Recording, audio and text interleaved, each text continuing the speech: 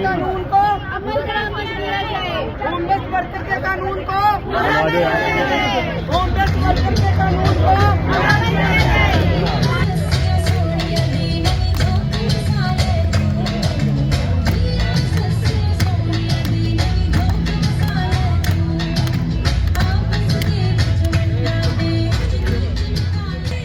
मर्द ये समझते हैं कि हम औरतों से बढ़ के हैं, औरतें जो है वो मतलब उनका कोई हक नहीं है, कोई हकूक नहीं है। तो मैं समझती हूँ कि औरतें जो है वो मर्दों से आगे हैं, क्योंकि मुझे देख लीजिए कि मैं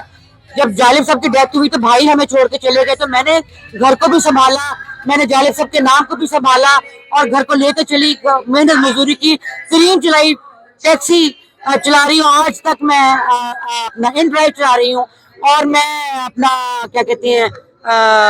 पीसीओ के ऊपर मैंने जॉब की, लेकिन मैंने हिम्मत नहीं हारी। औरत की जिद्दोजहद को,